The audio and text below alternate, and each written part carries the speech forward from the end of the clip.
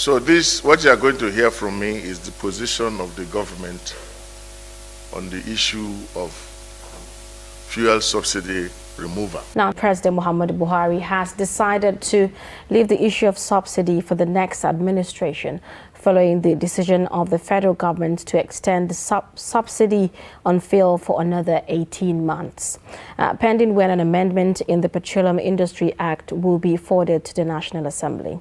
Now, the current administration has about 16 months left to vacate office.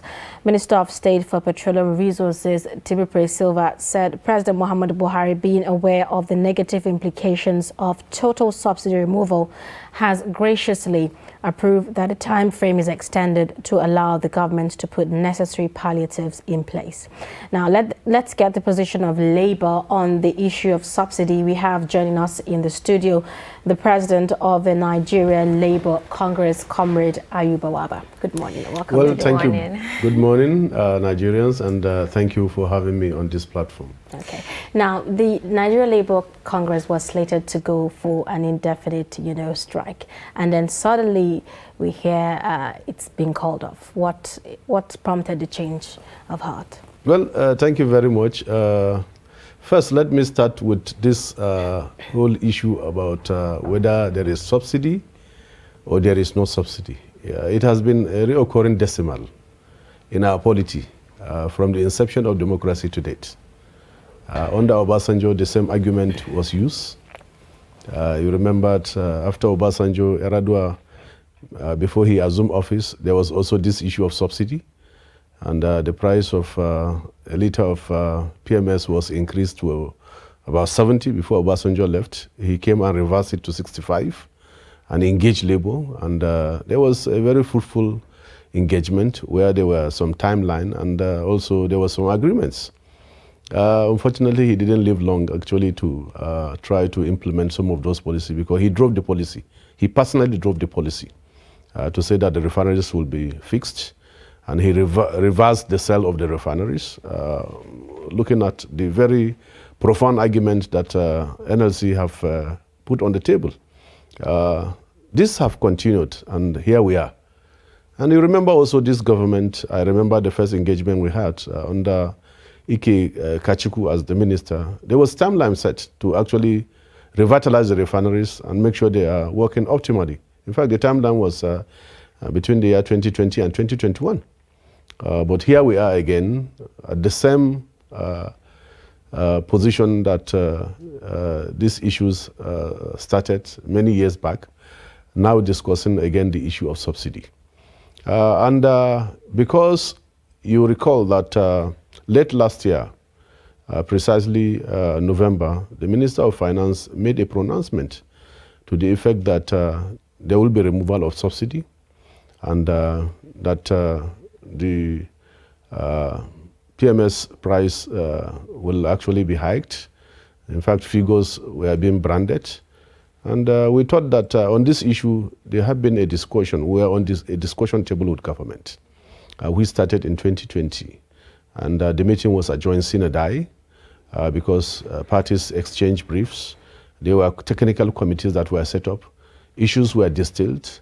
Labour actually made some recommendation. Government came with their own and said, okay, we're going to look at it and then revert back to you. They never reverted back to us. What we had was a policy pronouncement that this issue will take effect. And we know the implication, particularly on workers that are on fixed wages and those in the informal sector who are in the majority. What has actually instigated inflation in our system is actually the incessant increase of this very important commodity. And if you look at the parameters and the issues, it means it's a vicious cycle. It will continue. As long as the value of our currency will continue to be devaluated, and they are doing that every quarter, it means the price will continue to go up. We have seen it with diesel. We have seen it with kerosene. They have been fully deregulated, but Nigerians never benefited from it. Even when the price of crude oil was almost at $1 at international market, during the hype of the COVID-19, the price of diesel never came down. Nigerians have been exploited, and we put all of this on the table. So as a response to the pronouncement of the Minister of Finance, our National Executive Council also met on the 17th of December to say, well, we reject that policy. We reminded them of where we are on the negotiating table. And we also said some of the promises made have not been kept in the past. In 2016, when we engaged this issue, the issue of palliative was on the table. In fact, government promised to commit 500 billion to address the issue of palliative. There was this issue of conversion of vehicles to compressed natural gas and liquefied petroleum products. And I think there was this issue of committing about 260 billion, which is what is going on in other climes. As I speak to you in Cote d'Ivoire, they have converted more than 10,000 vehicles. That is vehicles that actually use diesel. In Egypt, as I speak, is over 38,000 vehicles that is being converted. And in the conversion, you need 3 levels. One, you need the parts, you need the service center, but also you need service stations. Like you have the fuel station, you need service station where people can go and actually get those products in their vehicle. So all of this never take place. They were not put in place. And here we are again at the same level where we started many years back. So the neck of NLC then made a pronouncement to say, well, if government goes ahead with this policy, which these are the effects, and it's like transferring the inefficiency in the system to Nigerians to continue to bear. And all of us know of the inefficiency. Every issue of scam you have heard about. In fact, 2 days ago I was reading on The Guardian. Somebody is still charged to court because there have been diversion of about 1.4 billion, which he collected through false pretext in the name of subsidy, where they wrote letters, and all those letters were false. So it's this same inefficiency that we want to now transfer to consumers. And it means consumers will continue to be exploited. So it was in the context of all of this argument that the NLC now made a pronouncement to say, well, if government goes ahead, in the first instance, we'll actually embark on a national protest, which will then follow up with a strike action. But since government also in its wisdom have seen reason, and from the issues that have been flagged off, particularly the impact that this policy will have on majority of Nigerians, especially that we are just recovering from recession. We are just recovering from the challenge of COVID-19. We have not even fully recovered. And basically to then impose this, we are also struggling with insecurity in many places, where a lot of people have now become internally displaced persons. And therefore there will be a negative impact.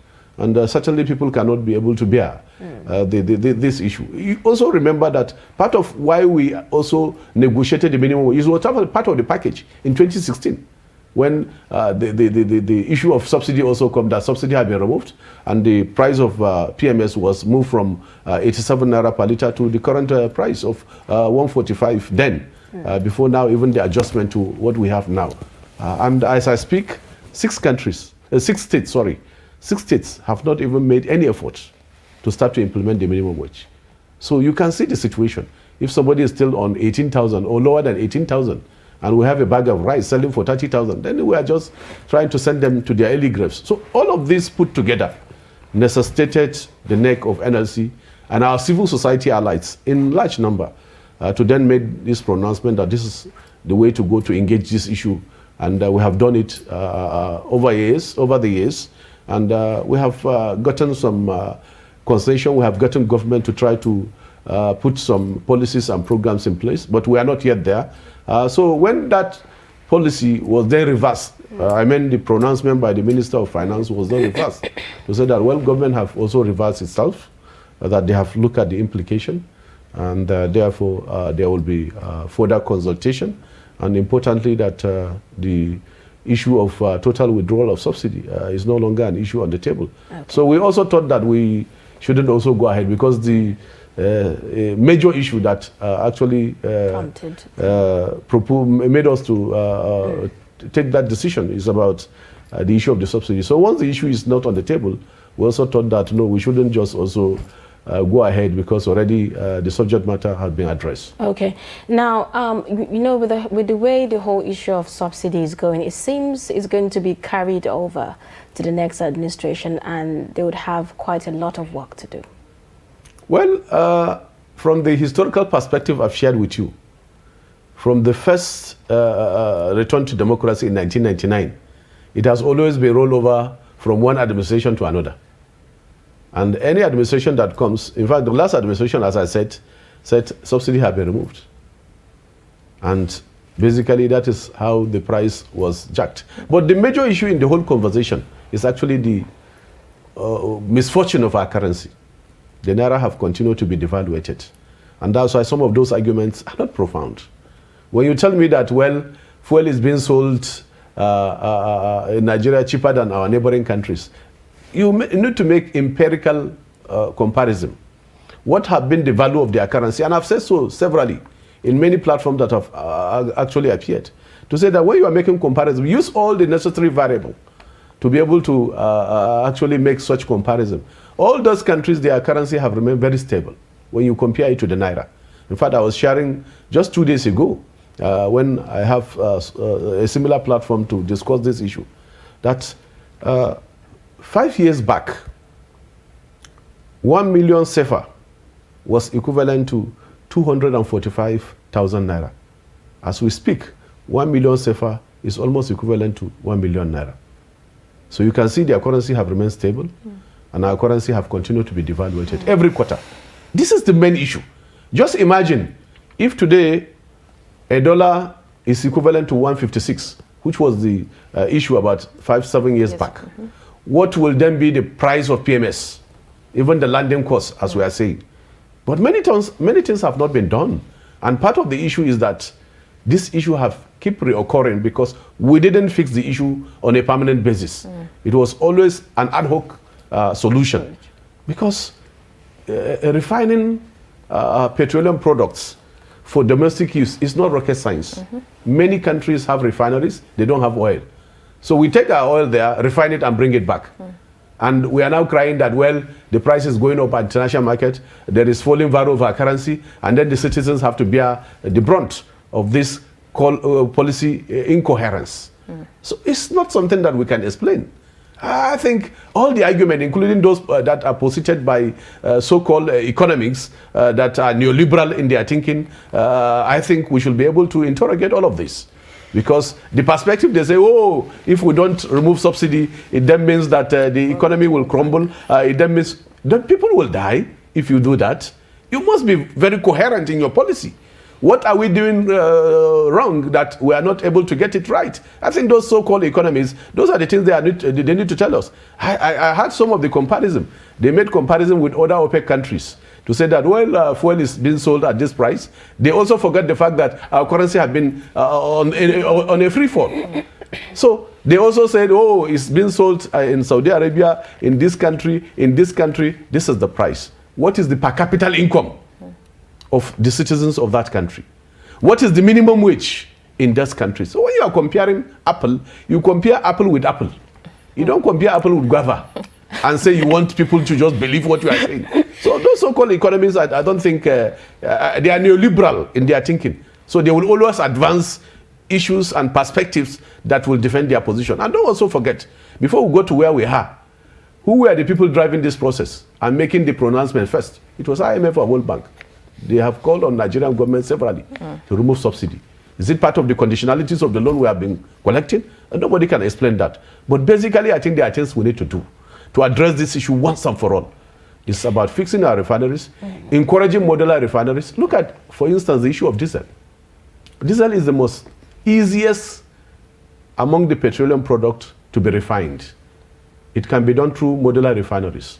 And all those illegal refineries we are talking about, what they are refining is actually diesel. But yet, the price of diesel never came down.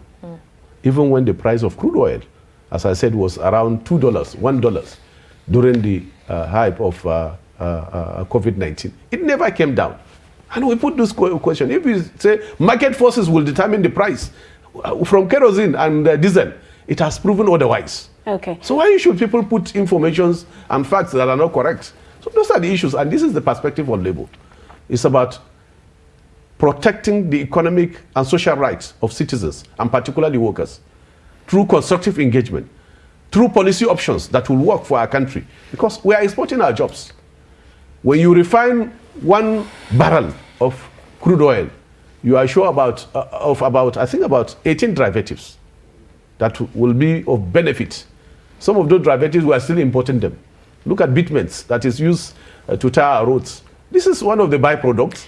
We need not to import it if we are refining. So those are some of the issues that I think are very important and germane in the argument. Okay, and that is what formulated the position of NLC, which has remained very traditional in engaging this issue. Okay, now, yes, you recently urged the government to build new refineries and also, revamp our old ones. And with the suspension of the subsidy removal, do you see this happening before the next elections? Well, as I said earlier, promises have been made, but those promises were never kept. And I said clearly, if you try to Google, you will find out that in our first engagement with Kachuku, the former Minister of State for Petroleum, government gave timeline on when the refineries will be fixed, the 4 refineries. But yet, nothing has happened. Well, there is now an attempt to refurbish the Port Harcourt refinery. We hope it works. It will not work because there is a lot of incentive in importation that people will deliberately not allow the refineries to work. I think the cheering news is about the private initiative being driven by Alhaji Aliko Dangote. It's very progressive. He should be encouraged, and Nigerians should actually commend him for this initiative. Why should we be taking our crude oil to other countries for refining? And we claim that our youths are unemployed. The best way to create decent jobs is actually through manufacturing, through productive economy. We can be able to engage our youths. And in this sector alone, if you know the chain of benefit, including employment opportunities that will be created and generated, is something that is mind-boggling. And therefore, this is the way to go, is to continue to hold government accountable to their words, to their promises, what they have promised to be done. I remember there was some commitment to say, well, we can be able to refurbish 1 refinery every year or biannually. And by now, if we'll have done that, the 4 refineries will have been refurbished, and they will have been working optimally. In our well-researched document, which we are going to publicize and share, all those perspectives have been shared, what needs to be done, including how to actually protect the pipelines. All of this perspective, we have commissioned a study by one of the best petroleum economists in the world. Is a Nigerian, and proudly from the ASU Extraction Academic Staff Union. He's now based in Texas. We have brought him here severally to have a conversation. These are some of the people that Nigerian government need to actually consult to give us a perspective of what needed to be done. Not the liberal agents that are parading themselves as best economists around the world, and basically what they are proposing is to continue in this light of continual importation. Importing and continue to import without the perspective of refining a petroleum product. And we are the only country in the whole of the membership of OPEC that is importing nearly 100% of the product that we use locally. Okay, so could you talk to us about the issue of minimum wage in states? How far along are we? Well, thank you very much. It has remained a very thorny issue. I must commend some of our state governors that have implemented, even without any push. Many of them, as I speak to you, 31 states and FCT have commenced implementation. And I must commend them. In fact, some of them actually respected the provision of the law. The provision of the law is that once the National Minimum Wage Act is promulgated, it's obligatory on all employers of labor, not only state governments, private employers of labor. Once you are employing over and above the threshold provided in the law, you are under obligation to actually pay the minimum wage, because you know also that the purchasing power of many workers have dwindled because of the misfortune in our economy. So that is the principle, and I've tried to lay the foundation about the minimum wage, because there is some argument about, the federal cannot fix a minimum wage for states or private sector. No. The principle is guided by an international convention. That is the ILO Convention on Minimum Wage. And therefore, all members of the ILO are actually under obligation to respect the law. And when people bring in the argument of federalism, we have since debunked that argument. America is a federal state. But the national minimum wage is actually fixed by the center. States can pay higher, but you can't pay lower. It's to protect the workers at the lower echelon from exploitation, because if we leave every employer to fix wages, it then means workers will be exploited. So we gave that argument, including Germany. As we speak today, the president of America, before his election, promised the workers of America that he is going to review the minimum wage. He's proposing to take it to now $15 per hour, and already processes have commenced. But here we are, our people who want to practice federalism, but they don't want to actually be guided by the dictates and also what will bring about social justice and shared prosperity in our system. So basically in Nigeria, this has been the situation. And I think the states that have not been able to implement are also very known. Abia in the southeast, and in the northeast we have Taraba. In the north central we have Kogi. We have Cross River in the south, and 2 other states. So basically, this is the situation. They have no reason. In fact, states with small resources were the first to implement minimum wage. States with abundant resources, they were dragging their feet until Labour now begin to push. So this is where we are. It's about social justice. It's about prioritizing what will bring about peace, stability, and shared prosperity. It's not about resources, because I've seen clearly from the data that we have, states that have humongous resources will prefer to be awarding white elephant projects, possibly taking kickbacks, than paying workers their pension and gratuity.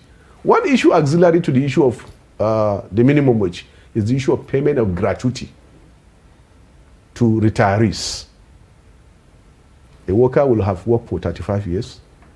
The only thing he will fall back to on retirement outside his monthly pension is his gratuity. We call it the golden handshake. Many states today are in default. In fact, the liability is in trillions. And let me use this medium to commend those that are actually doing well. In fact, first on the list, without any iota of contradiction, is Bruno. Recently, he committed 12 billion in 2 installments to defray gratuity that he has inherited for the past 15 years. As we speak, he has defrayed from the last 15 years to date, he has defrayed it. Jigawa is one example that everybody is celebrating. They also have a model that as you retire, you are being paid. Lagos is making a lot of effort. Oyo State need to be commended, and Kebbi State. Kebbi State also released 12 billion to defray, and another 6 billion to try to also defray. But you have many states that have humongous resources. You see rivers. People are protesting every day. Our retirees, I think for the past 8 years, no, 9 years have not been paid their benefit. They have been on the street. It's not about resources. It's about priority.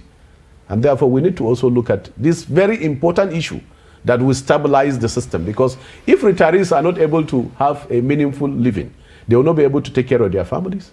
Their families will be in disarray.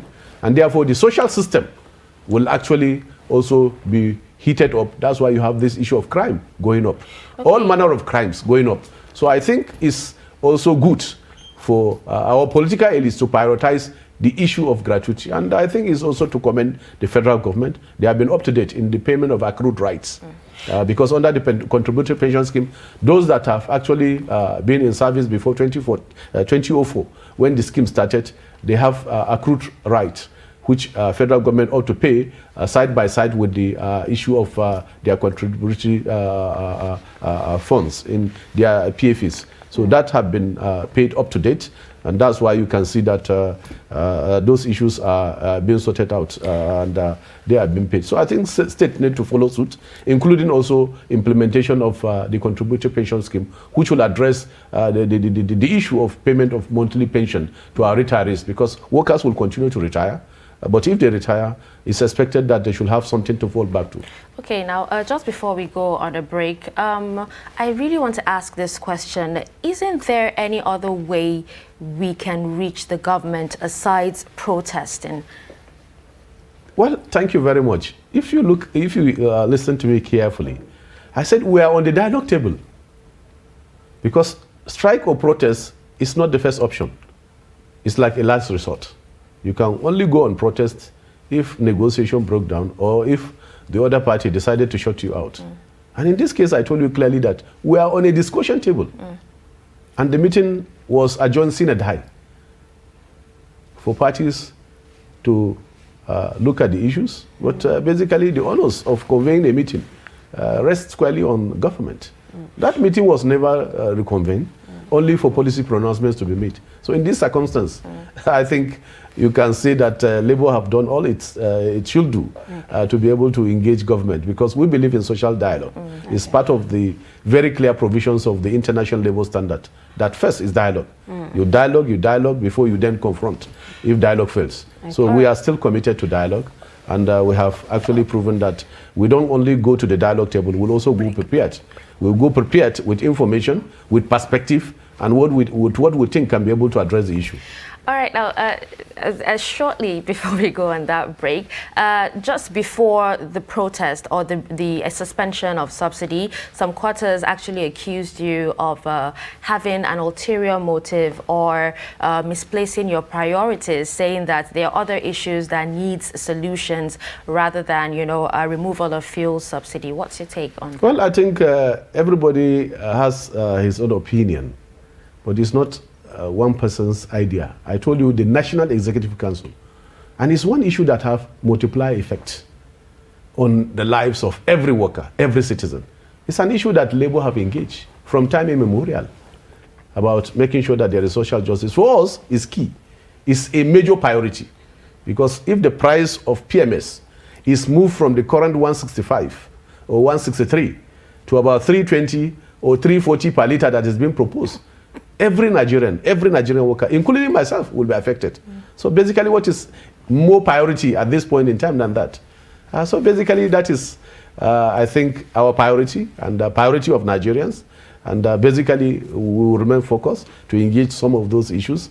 But basically, as they come, we prioritize them. That's how we have engaged those issues. And basically, we will remain focused in addressing those issues. Okay, now could you comment on the federal government's approval of 3 trillion naira for subsidy? Well, it's still an issue that I think need to be interrogated because the figures and even the amount of consumption of PMS per day remains a very mysterious issue. Whereas I think the figure being used to calculate the subsidy over time, not only now, will remain a very controversial issue. I think it's one issue that also needs to be interrogated. And I think all the stakeholders agree that the so-called figure, which we have been using, you remember it started with few billions. This money used for payment of subsidy started with few billions. And now we are talking of trillions. So basically, I think that figure needs to be interrogated. It's still within the domain of government, whatever they want to do, whether to continue to quote these bogus figures and say it is payment for subsidy. But I think the economic empiricals demand that we also try to do what is right. First, in our document, we have also posited that we need to interrogate the amount of liters of PMS that we claim is being consumed daily in Nigeria. Two figures. One of the figures is hovering around 50-something million liters per day, and the other one is hovering around 100. And the reason advanced is that, a substantial amount is being smuggled out of borders, which is almost at par with what we consume. So if you look at it carefully, I think there's a lot of issues that need to be cleaned up there. There need to be a lot of transparency, and there need to be a lot of also policy that need to address that issue. Why should we allow smuggling, for instance? Because the amount we are talking about that is being smuggled will require about 200 trucks to actually smuggle those products across our borders on a daily basis. And I think it's not something that is so minute that somebody can put in his pocket and actually cross the border. So a lot of effort needs to be done. One is to even eliminate the so-called issue of smuggling, which is possible. Every marketer that will actually have products should have a filling station. In this age of technology, we can track every truck to the filling station, how it dispenses, and how many vehicles actually take fuel from a filling station on a daily basis. There are a lot of devices now that can be used to give us empirical data, filling station by filling station, truck by truck, how this can be tracked is possible. And two, if our borders have remained very short, the borders are closed, I think also we need to interrogate this theory of smuggling, which is what have actually jacked up what is claimed that is being consumed daily, which also will then also give us the calculation of the amount that is being spent on the subsidy. So I think those figures, well, I don't have details of what the figure composed, but from the information analysis we have seen or heard from different platforms is that, well, both what is consumed and what is being smuggled is then what is being used to compute the subsidy. And I say so because of the fact that we are even yet to dispense with the fraud in the subsidy of the past regime. As I speak to you, EFCC is still prosecuting a lot of people. And we have seen the humongous amount that have been stolen through the same process. So it's good that we first sanitize the system. I think one of the things that government need to do, and that cannot take longer than necessary. In 3 months, you can sanitize the system. Even if it means we commit resources to get devices. Now you can even, you see these cameras, small cameras that use solar lights that you can even install in your house. As somebody is touching your door, you can even see him from your device, your handset. You can see it. There are many innovations now around the world and devices that we can track this. And we can be certain, empirically, of the amount of PMS or the amount of diesel or the amount of DBK or the amount of aviation fuel that is consumed daily, empirically. And therefore, there will be no guesswork. Also, there will be no padding of the figure, because padding also has become part and parcel of the polity, whether at the National Assembly or in many figures, padding is there. So I think we can interrogate all of this, and then everybody will be certain that the figure that is being quoted is actually can be justified in the real economic challenge that we are in. So basically, I think that would be my perspective over the figure that have been paraded because of where we are coming from and the information that are also available to every Nigerian about how the figure is being computed.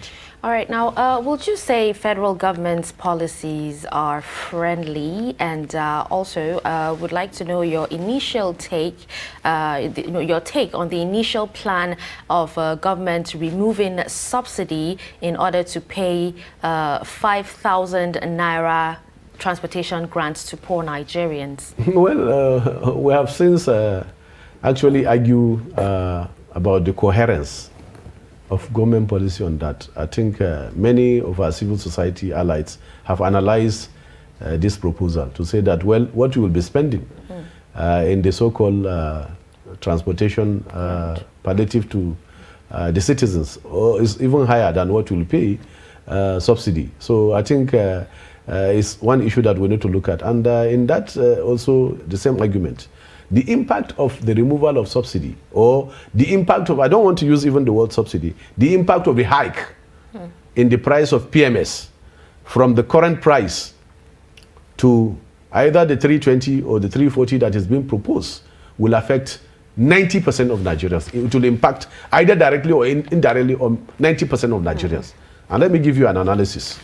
It's either you are using motorcycle, you use a small generator for those in the villages, I pass my neighbor, or small businesses in the medium, small scale businesses, tailoring, barbing, they use small generators, I pass my neighbor, or you use keke napep, of which from the analysis we have made, there is no state in Nigeria today that does not have about 1 million keke napep.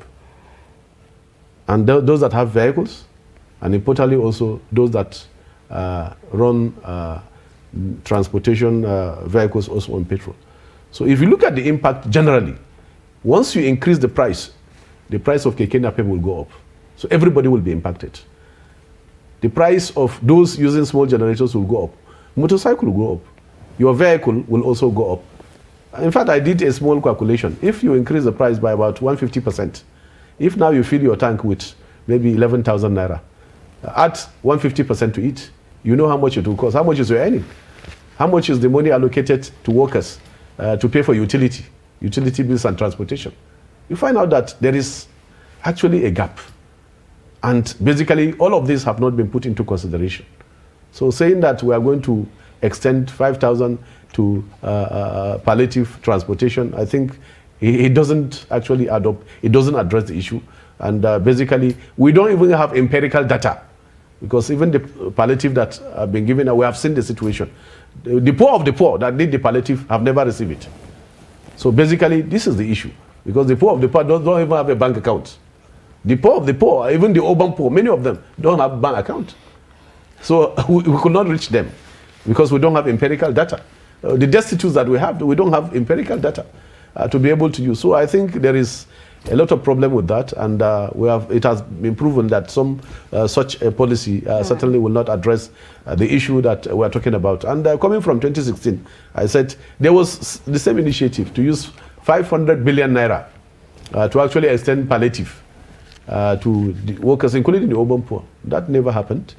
And basically, we never had any data that had been implemented. So it's the same issue that I think will actually follow up with this. And that's why I think many Nigerians, and including organized labor, we thought that it's not a statement or a policy that we will try to support. Yes, there are ways that palliative can be extended, especially during the COVID. I think we have also seen it. Palliative have been given out, but yet some of them have been hoarded in warehouses, and people have to then, at the end of the day, during the process, help themselves. So basically, those are some of the issues. So I don't think we will agree hook, line, and sinker with some of those recommendations. There are things we can interrogate, and there are things we can do that will actually have larger impact. Let me also tell you that why the impact will be so perverse is because of the fact that we don't have other means of transportation. In other climes, when the price of gasoline goes up and down, they don't feel the impact because they have train system effective, covering everywhere in their country. They have trams. You can also go by ship. So all of these transport systems are subsidized. In fact, if you go to countries around the world, some of those transport systems are subsidized. So everybody you can even leave your car for 1 year. You don't need to drive your car because the system is actually working effectively. Okay. In our case, we don't have those options. All right. People tend to go by road. Even the agri-produce that we bring from our farms, you need to use truck, you need to use transportation. And because the cost of diesel is high, the cost of food items will not come down. So those are the issues. And therefore, that is why we thought that it's not a well thought out plan or well thought out policy that we can't just embrace hook, line, and sinker. All right, then. Well, thank you so much for coming on the program. We've been speaking with the president of the Nigeria Labour Congress, Ayuba Waba, here with us in the studio, and we hope to have you next time. Well, thank you very much for this opportunity, and I think we have shared our perspectives, and I think it will actually enrich the dialogue and the discourse on this very thorny issue. Right, and we'll be on the lookout for that.